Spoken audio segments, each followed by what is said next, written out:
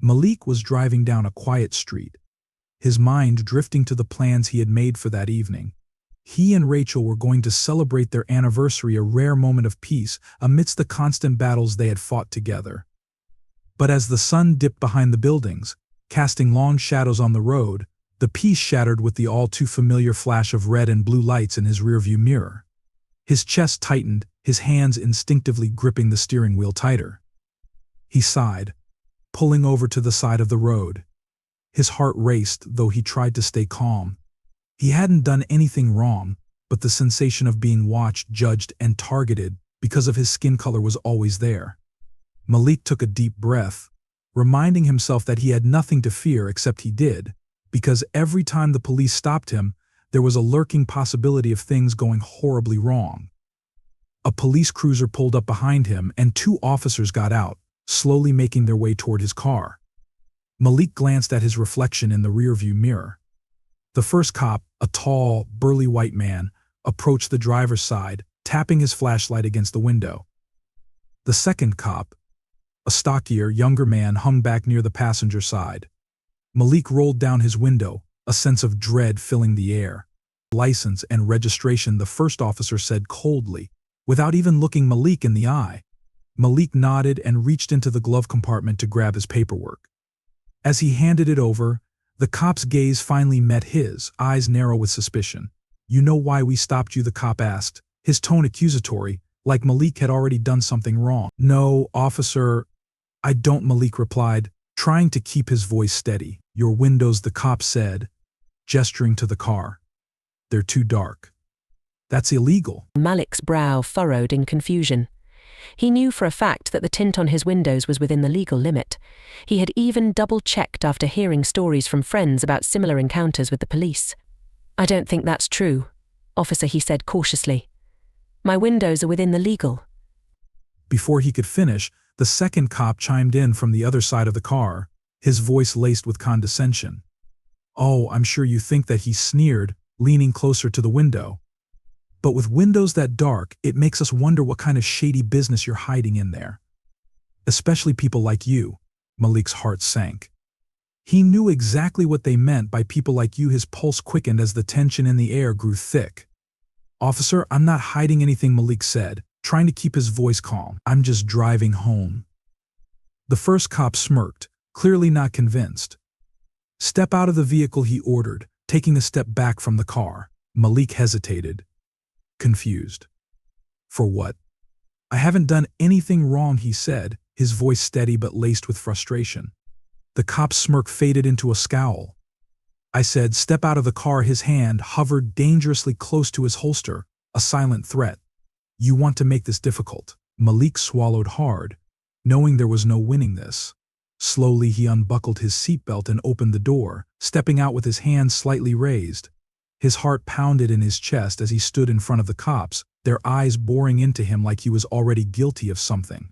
The first cop wasted no time, shoving Malik roughly against the side of his car, spreading his arms out and patting him down with unnecessary force. Malik clenched his jaw, biting back his anger. "This is harassment," he muttered under his breath. "What was that?" the second cop asked, circling around to stand in front of him. "I said, this is harassment," Malik repeated, louder this time. "I haven't done anything wrong, and you know it." The first cop laughed, a cold, hollow sound. "Harassment," he mocked. "Boy, you don't know the first thing about harassment." Malik flinched at the word boy but kept his mouth shut, knowing that arguing would only make things worse. His body tensed as the cop continued to frisk him, his hands rough and intrusive. "What's your name?" the cop asked suddenly. "Malik," he replied, trying to keep his voice calm, though anger simmered beneath the surface. The cop paused, raising an eyebrow as if the name itself was an offense. "Malik, ha," he chuckled darkly. "Figures." Malik felt a wave of humiliation wash over him. It wasn't just the words, it was the way they said them, the way they looked at him. He had seen that look before, that sneer of superiority, the assumption of guilt simply because of the color of his skin. The second cop, still standing in front of him, crossed his arms and shook his head. "Yeah, you look like trouble, all right. Black guy with a name like Malik? Must be up to no good." Malik's blood boiled. "This is illegal," he said, his voice trembling with rage. "You can't just pull me over because I'm black." "Oh, we can do whatever we want," the first cop said smugly, tightening his grip on Malik's arm. "And today, we're arresting you. Why?" "Because you're black, and that's enough for me." The words hung in the air, each syllable like a slap in the face. Malik's heart pounded in his ears as the reality of the situation sank in. He was being arrested for nothing. No crime, no offense, just the color of his skin. As the first cop shoved him toward the police car, Malik could feel the weight of every unjust moment he had endured before this one. The humiliations, the insults, the constant fear that one day things would go too far. The handcuffs clicked around his wrists, cold and tight. Malik stared straight ahead, trying to keep his composure, but inside he was burning with anger and shame. The cops shoved him into the back of their cruiser, slamming the door shut behind him. As they drove away, Malik glanced back at his car in the distance, abandoned on the side of the road. The flashing red and blue lights reflected in the rearview mirror, a cruel reminder of the reality he had just faced. Rachel sat at the kitchen table, a cup of tea in her hands, her thoughts miles away from the cozy room. The sun was beginning to set, casting a golden hue through the window, but the warmth did little to ease the cold tension that hung between her and her mother, Karen, who stood by the counter chopping vegetables with methodical precision. It was supposed to be a normal visit, just a routine check-in with her mom, but Rachel's stomach twisted with unease. They hadn't talked much since Malik's latest run-in with the police, and Rachel knew why. There were always unspoken things between them, but today she couldn't let it go. Rachel took a deep breath and broke the silence. "Mom," she began hesitantly, her voice soft but firm, "I want to talk about something." Karen didn't look up from her chopping. "About what?" Rachel swallowed, her fingers tightening around the mug. "The way Malik's been treated. By the police." Karen's knife stilled for a moment before she resumed chopping. "What about it?" "You know what I mean, Mom," Rachel pressed. "He's been stopped so many times for no reason. And last week he was arrested just because his windows were tinted too dark. That's not a real reason to arrest someone. They targeted him because he's black." Karen scoffed, finally looking up. "Rachel, don't be dramatic. If he was arrested, it was for a reason. The police don't just pull people over for no reason." Rachel felt a pang of frustration shoot through her. "You don't get it, do you? Malik didn't do anything wrong. But they arrested him anyway. They even said it was because he's black." Karen set down the knife and crossed her arms, her gaze hardening. "Well, maybe if he didn't look so suspicious, they wouldn't have pulled him over." Rachel blinked, stunned. "Suspicious? What do you mean by that?" "You know exactly what I mean," Karen said, her tone sharp. "He's always walking around with that attitude, like the world owes him something. People like that attract attention, and with his record." "His record?" Rachel interrupted, her voice rising. "You mean the record where he was falsely accused? You know that, right? They arrested him before for something he didn't even do. You were there, Mom." Karen rolled her eyes. "I don't know what you expect me to say, Rachel. The world isn't fair.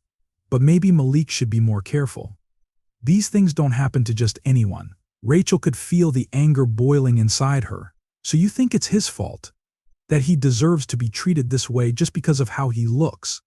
Karen didn't answer immediately, but the silence spoke volumes. Rachel could see it in her mother's face, the way her lips tightened and her eyes grew cold. "Mom, he's my husband," Rachel said quietly, the hurt creeping into her voice. "How can you say these things about him? You know him. You know he's a good man." Karen sighed, her expression softening just a fraction. "Rachel, I don't hate Malik. I worry about you. I don't want you to be dragged down by the choices you've made." "Dragged down," Rachel repeated, her voice incredulous. "I married him because I love him. He's the best thing that's ever happened to me. How can you not see that?" Karen turned away, her back rigid. "Rachel, I raised you better than this. I raised you to make smart decisions. And marrying someone like Malik, it's not smart." Rachel's hands shook as she set the mug down on the table. "Someone like Malik?" she asked, her voice barely above a whisper. "What does that even mean?" Karen's silence was deafening, and Rachel felt the weight of it pressing down on her. "Mom, are you ashamed of me?" "Of him." Karen finally turned around, her expression unreadable. "I'm not ashamed of you, Rachel, but I am ashamed of the choices you've made. Marrying a black man, it's not what I wanted for you." Rachel's breath caught in her throat, and for a moment she couldn't find the words. "How can you say that?" she finally whispered, her heart breaking. "Malik has done nothing but love me, support me. He's always been there for me, even when you weren't." Karen's eyes flashed. "Don't you dare talk to me like that," she snapped. "I've done everything for you, Rachel. Everything. And this is how you repay me? By marrying someone who's nothing but trouble." Rachel stood up from the table, her hands trembling with fury. "Malik is not trouble. You don't even know him, Mom. All you see is the color of his skin. You've always hated him because of that, and I've been too scared to say it. But not anymore."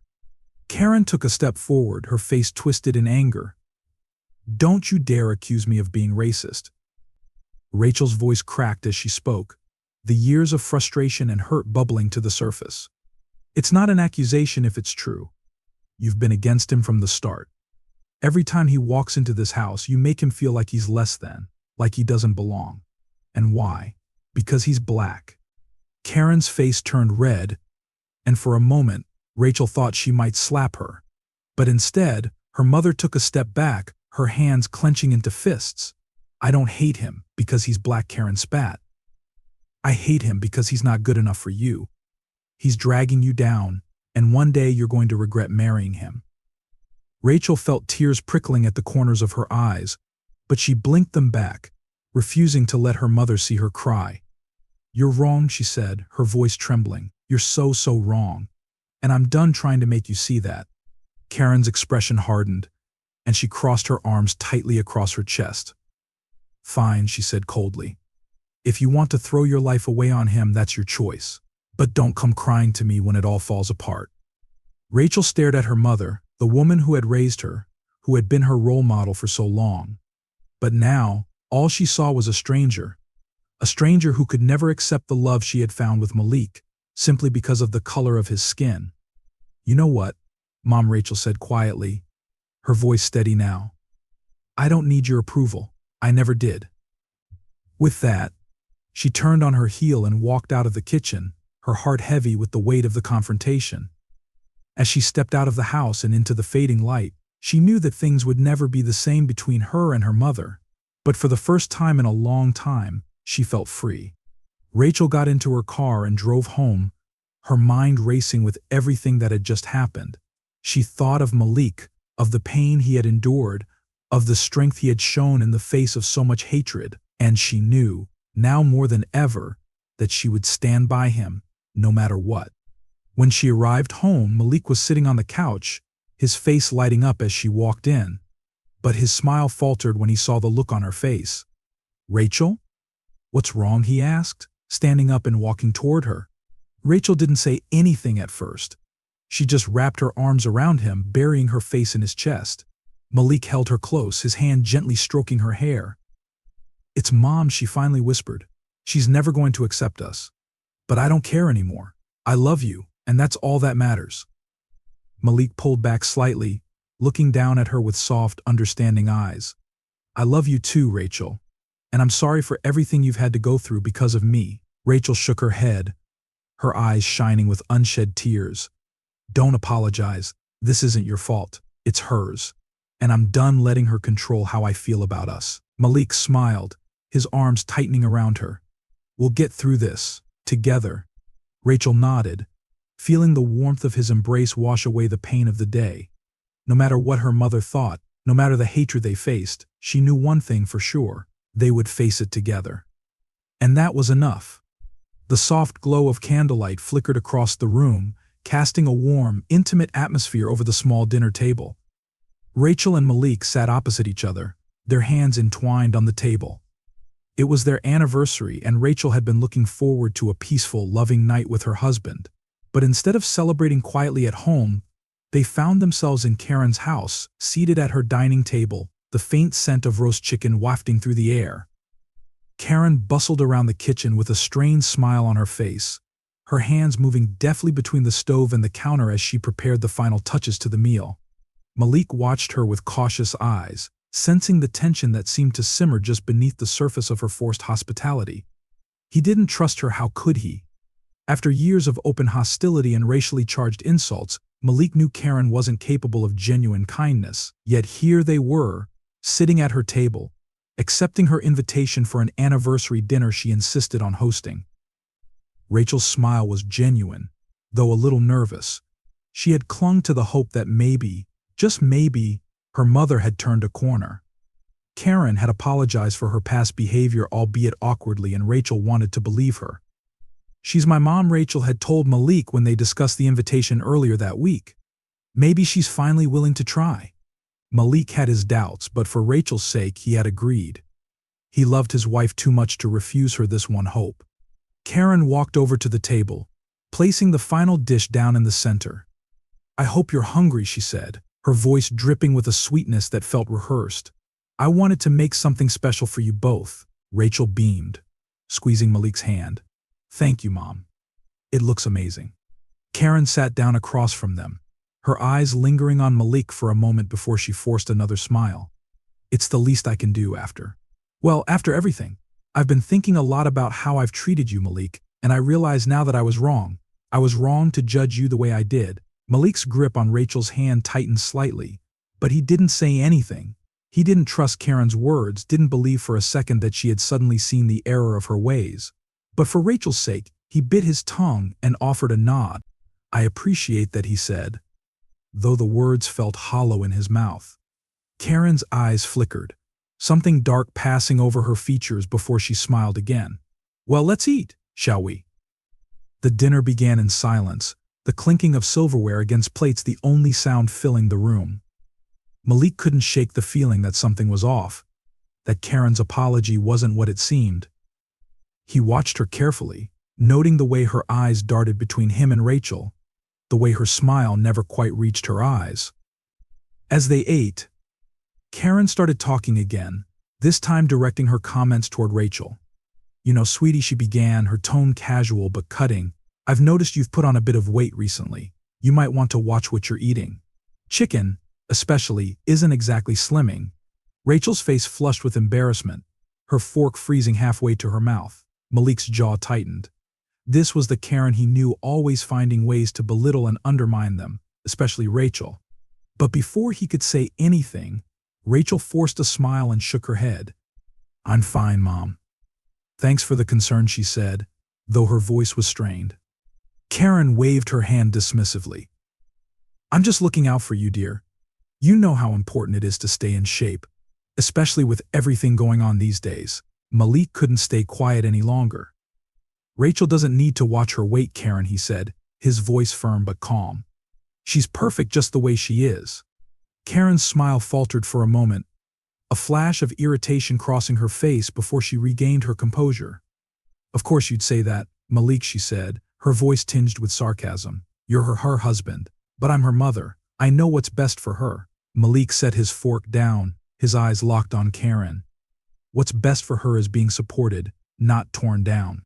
Rachel reached over and squeezed Malik's hand, her heart swelling with gratitude for his words, but the tension at the table was becoming unbearable. She could sense the storm brewing between Malik and her mother, and she desperately wanted to diffuse it. "Let's just enjoy the dinner, okay," Rachel said softly, glancing between Malik and Karen. "It's our anniversary. Let's not argue." Karen's smile returned, but it was cold, calculating. "Of course, sweetie. You're right. Let's not argue." For a while, the conversation quieted, but Malik's discomfort only grew. His stomach twisted with unease as he continued eating, the food sitting heavy in his gut. Something wasn't right. He could feel it. Suddenly, Rachel's face paled, her hand trembling as she set down her fork. "Malik," she whispered, her voice shaky. "I don't feel well." Malik's heart lurched, his eyes widening in alarm as he turned to his wife. "What's wrong?" he asked, his voice tight with worry. Rachel's breathing became labored, her skin growing clammy and pale. She clutched her stomach, her face contorting in pain. I think I'm going to be sick." Before Malik could react, Rachel pushed back from the table and stumbled toward the bathroom, barely making it in time before she began vomiting. Malik rushed after her, his heart pounding in his chest. Rachel. Rachel, are you okay? He called, panic rising in his throat. In the bathroom, Rachel was on her knees, gasping for breath between bouts of nausea. Malik knelt beside her, holding her hair back and rubbing her back gently. It's okay, baby. I'm here. I'm right here. But inside, Malik's mind was racing. What had caused this? What had she eaten that could have made her so sick so quickly? And then it hit him, Karen. He turned his head toward the dining room, his heart pounding with anger and fear. He had known something was off about this whole dinner. He had sensed it from the moment they arrived. But now, seeing Rachel like this, it all clicked into place. Karen had done something to the food. Malik helped Rachel to her feet, supporting her as she leaned against the sink, her breathing still shaky. I'm going to confront her, he said, his voice low and dangerous. Rachel, still pale and weak, shook her head. No, Malik, please don't. But Malik was already on his way back to the dining room, his blood boiling with fury. Karen sat calmly at the table, sipping her wine as if nothing had happened. What did you do? Malik demanded, his voice trembling with rage. Karen looked up at him, her face the picture of innocence. I don't know what you're talking about. Malik stepped closer, his fists clenched at his sides. Don't lie to me. You did something to the food. Rachel's in the bathroom, sick as hell, and I know you had something to do with it. Karen's expression shifted, her smile turning cruel. I didn't do anything to Rachel, she said smoothly, setting down her wine glass. But I did do something to you. Malik's heart stopped. What? Karen stood up, her eyes gleaming with malice. The food was meant for you, Malik. I wanted to make sure you'd never hurt my daughter again. But it seems she got the wrong plate. Malik felt the room spin around him. His worst fears had been confirmed. Karen had poisoned him. She had tried to kill him, all because of the color of his skin. And now Rachel, innocent, loving Rachel, was paying the price. You tried to kill me? Malik asked, his voice barely above a whisper. His disbelief was palpable, his fury barely contained. Karen shrugged, her face cold and unrepentant. I was protecting my daughter. You're a danger to her, Malik. You always have been. Malik's fists clenched so tightly that his knuckles turned white. He wanted to scream, to lash out, to make Karen feel the same pain and fear that Rachel was feeling right now. But he held himself back. For Rachel's sake, he wouldn't stoop to Karen's level. You're a monster, Malik said, his voice shaking with controlled fury. You could have killed your own daughter, and you don't even care. Karen's smile never faltered. It's a small price to pay to rid her of you. Malik stood there, staring at the woman who had tried to take his life, the woman who had nearly killed her own daughter in the process. His heart ached with anger, fear, and sorrow. But most of all, he felt the crushing weight of injustice, the realization that people like Karen would never change, that their hatred ran too deep. Turning away from her, Malik headed back to Rachel, his mind made up. They would never set foot in this house again.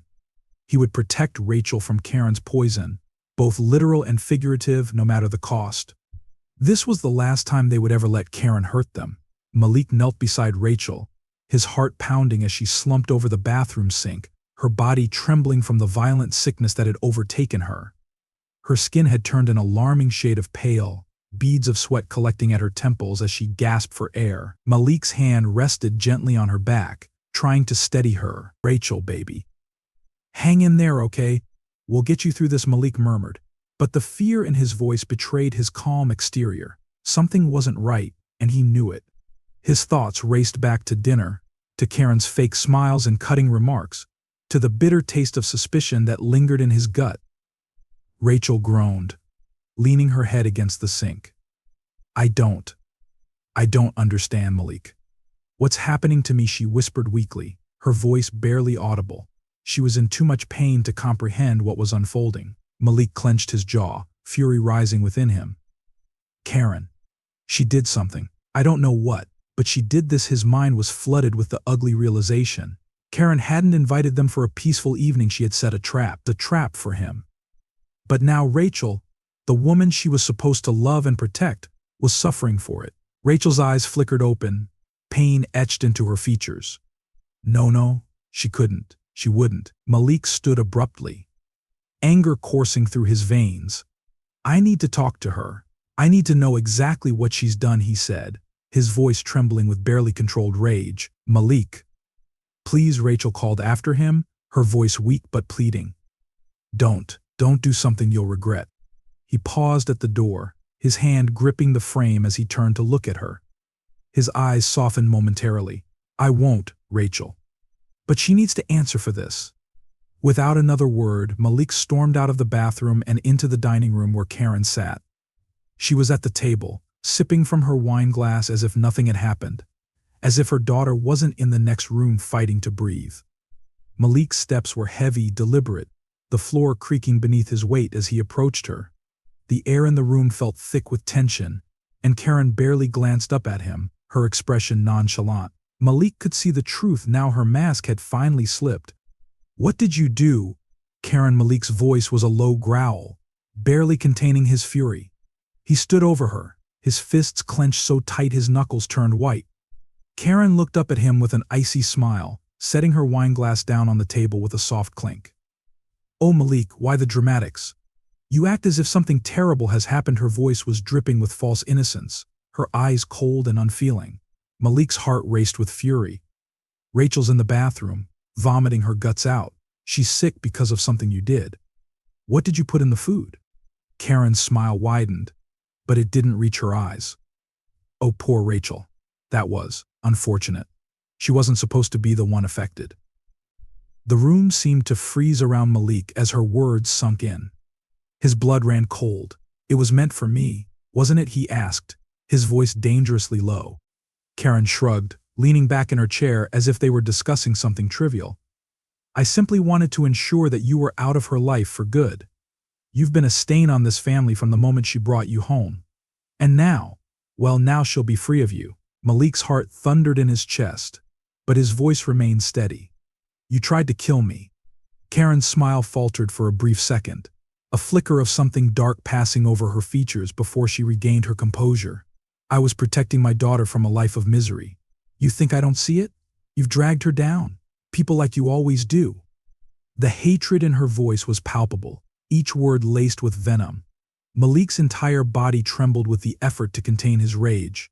He wanted to scream, to throw the table over, to make her feel the pain she had inflicted on Rachel, but he couldn't afford to lose control. Not now. You poisoned your own daughter, Malik said, his voice barely above a whisper. All because you hate me. You're a monster. Karen's eyes narrowed, her smile now gone. She'll be fine, she snapped, waving her hand dismissively. It's just a little food poisoning. She'll recover. But you, Malik, I was doing the world a favor. Malik took a step closer to her, his eyes locked on hers. And what about the police? Did you have a hand in that too? Was it you who had me pulled over, arrested for no reason? Karen's lips curled into a smirk.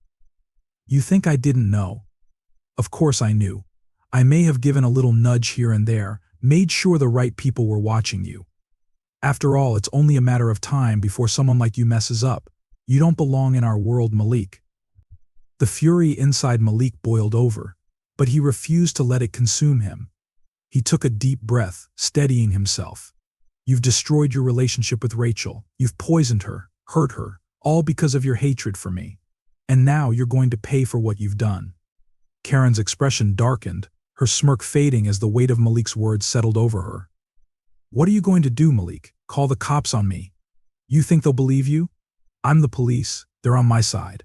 Malik's eyes burned with determination. Not this time, he said. This time you've gone too far. I'm filing a formal complaint. You tried to kill me and Rachel will testify to that. The world will see you for what you really are. Karen's face paled slightly, her confidence wavering for the first time. You think Rachel will turn against her own mother, she spat, trying to regain her footing. Malik took another step closer, his voice steady and full of resolve. You've left her no choice. Before Karen could respond, the sound of footsteps echoed from behind them. Rachel appeared in the doorway, her face still pale but her eyes filled with a fierce determination that mirrored Malik's. Malik's right, Rachel said, her voice shaky but strong. I'm done protecting you, Mom. You've gone too far this time. I'm going to the police. and I'll make sure you face the consequences of what you've done." Karen's face twisted with rage, her eyes flashing with a mixture of betrayal and disbelief. "You would betray your own mother for him," she hissed, her voice venomous. Rachel's eyes filled with tears, but she stood her ground. "You stopped being my mother the moment you tried to kill the man I love. I don't care what you think of him. Malik has always been there for me, and you tried to destroy that." Karen stood from her chair, her face red with fury. "You're making a mistake, Rachel. He's not worth it. You'll see." Rachel shook her head, tears spilling down her cheeks. "No, Mom, you're the one who's made the mistake. And now you'll have to live with the consequences." Malik stepped forward, gently placing his hand on Rachel's shoulder. "Let's go," he whispered. "We need to get you to a doctor." Rachel nodded, her hand slipping into his as they turned to leave. Karen's voice echoed behind them, sharp and bitter. "You'll regret this, Rachel. You'll regret choosing him over your own blood." Rachel paused at the door, turning to look at her mother one last time. "No, Mom. The only thing I regret is that it took me this long to see who you really are." With that, Rachel and Malik walked out of the house, leaving Karen standing alone in the dining room, her world crumbling around her. As the door closed behind them, the weight of the night's events settled heavily on their shoulders, but they knew they had made the right choice. The next few days passed in a blur of doctor visits, police reports, and legal proceedings. Malik filed a formal complaint against Karen for attempted murder, and Rachel gave her testimony to the authorities. The evidence was overwhelming. Karen's own admission, coupled with Rachel's testimony and Malik's history of harassment, painted a damning picture. It wasn't long before Karen was arrested, charged not only with the attempted poisoning of Malik, but also with abuse of power and racial harassment. The woman who had once wielded authority with an iron fist now found herself facing the full weight of the law. Malik and Rachel stood together as they watched Karen being led away in handcuffs, her face pale and defiant. There was no satisfaction in watching her downfall, only a heavy sense of relief. The battle had been long and painful, but in the end, justice had been served. As the police car pulled away, Rachel leaned her head against Malik's shoulder, tears slipping down her cheeks. "It's over," she whispered, her voice a mixture of sadness and relief. Malik wrapped his arm around her, pressing a soft kiss to her temple. "Yeah, it's over." But even as they stood there, watching the car disappear into the distance, they both knew that the scars of Karen's hatred would linger. It had torn their family apart, leaving wounds that would take time to heal. But together, they would move forward, stronger than ever. And as they walked away from the courthouse, hand in hand, they knew that their love had survived the worst of it. They had faced hatred, injustice, and pain, but in the end they had chosen each other. And that choice was what mattered most. The house was silent, but the tension hung in the air like a storm about to break. Rachel stood by Malik's side, her hands trembling slightly as they waited. It had been days since Karen's poison had nearly taken her life and destroyed their marriage forever. But now it was time for justice. A knock came at the door, loud and commanding, as two police officers stood outside, their faces grim. Karen stood at the dining room table, looking every bit the composed officer she had been her entire career. Her lips twisted into a smirk when she saw the officer standing at her door. "I wondered when you'd come," she said, her voice dripping with false confidence. But there was a flicker of something in her eyes, fear, perhaps buried deep beneath her hatred.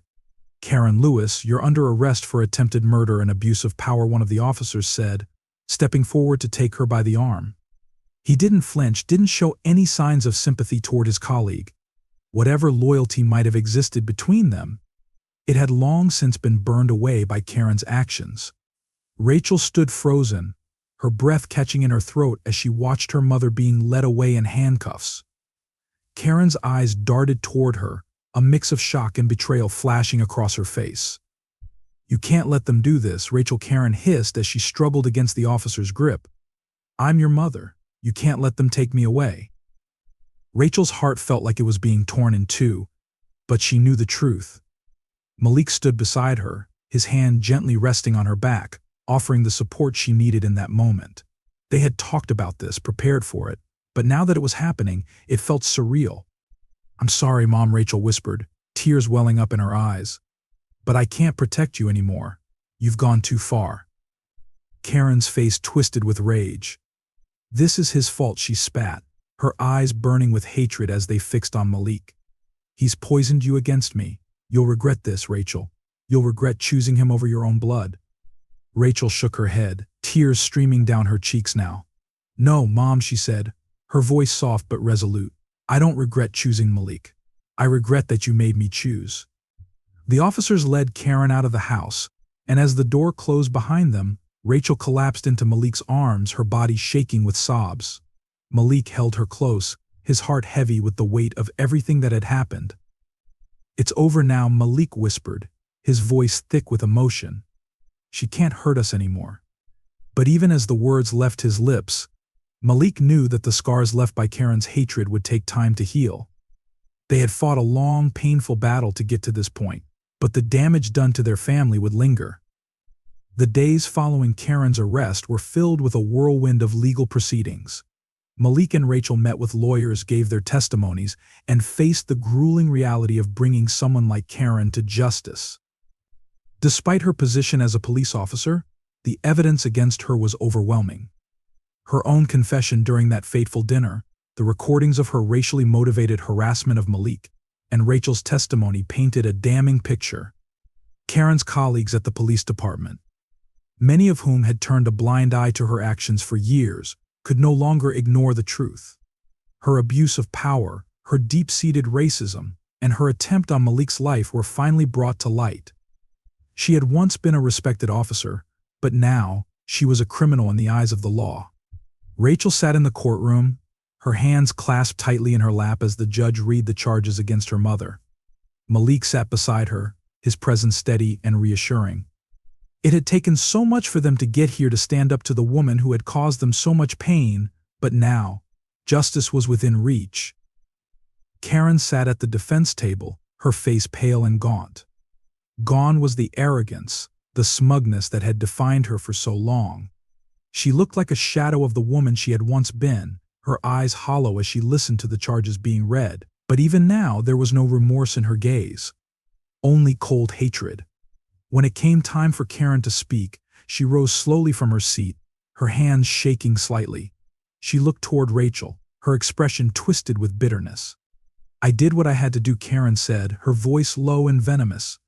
"I was trying to protect you, Rachel. You've always been too soft, too naive. Malik isn't one of us. He never was." The courtroom fell silent, every eye fixed on Karen as she continued her rant. "He's dragged you down, ruined your life, and now you're standing here betraying your own mother for him. I don't regret what I did. I was doing what was right." Rachel felt Malik's hand tighten around hers, his silent support giving her the strength she needed. She stood slowly, her heart pounding in her chest as she faced her mother. "You were wrong, Mom," Rachel said, her voice steady despite the tears that threatened to spill over. "You were wrong about Malik and you were wrong about me. You didn't protect me, you poisoned me. You let your hatred destroy everything we could have had as a family." Karen's eyes blazed with fury. "I did it for you," she shouted, her voice shaking. "I did it because you deserve better than him." Rachel shook her head, her voice calm and resolute. "No, Mom, I deserved better than you." The words hung in the air, heavy with finality. Karen's face twisted with rage, but she said nothing more. The judge called for order, and the courtroom fell silent once again. When the verdict was finally read, it was no surprise. Karen was found guilty on all counts: attempted murder, abuse of power, and racial harassment. The sentence was harsh, but it was just. She would spend the rest of her life in prison, a punishment fitting for the crimes she had committed. As Karen was led away in handcuffs, the finality of it all settled over Rachel like a weight lifting from her chest. She had lost her mother, but in truth she had lost her long before this moment. The woman who had raised her, who had once been her protector, had been consumed by hatred and prejudice. There was no going back. In the weeks that followed, Malik and Rachel slowly began to rebuild their lives. It wasn't easy. The emotional wounds left by Karen's actions ran deep, and there were moments when the weight of it all felt unbearable. But they had each other. And that was enough. One evening, as they sat together on their porch, the warm breeze rustling through the trees. Rachel leaned her head against Malik's shoulder. "Do you think she'll ever understand?" Rachel asked quietly, her voice barely above a whisper. "Do you think she'll ever realize what she's done?" Malik sighed, his hand gently stroking Rachel's hair. "I don't know," he admitted. "But even if she doesn't, we've done what we had to do. We stood up for ourselves, for our family. That's what matters." Rachel nodded, her heart heavy but hopeful. "I just wish things could have been different." Malik pressed a soft kiss to her forehead. "Me too. But we can't change the past. All we can do is move forward, together." And they did. Slowly but surely they healed from the trauma that had been inflicted upon them. They found strength in each other, in their love, and in the knowledge that they had overcome the worst of it. Karen's hatred had torn their family apart, but it hadn't destroyed them. In the end, Malik and Rachel had chosen love over hatred, justice over vengeance, and in that choice they had found a way to move forward, to rebuild what had been broken. The scars would always be there, a reminder of the pain they had endured. But as they sat together, watching the sun set on a new chapter of their lives, they knew that they had survived, and that was enough. The story serves as a poignant reminder of the destructive power of racism and prejudice. Karen's hatred, rooted in her deep-seated racism, had led her down a path of violence and destruction. She had not only tried to kill Malik but had also torn her family apart in the process. But the story also highlights the strength of love and the importance of standing up for justice. Despite the pain and trauma they endured, Malik and Rachel chose to fight for what was right. They refused to let Karen's hatred define their lives, and in the end, they emerged stronger for it. It's a powerful message about the dangers of allowing prejudice to fester and the importance of confronting it, no matter how painful that confrontation may be.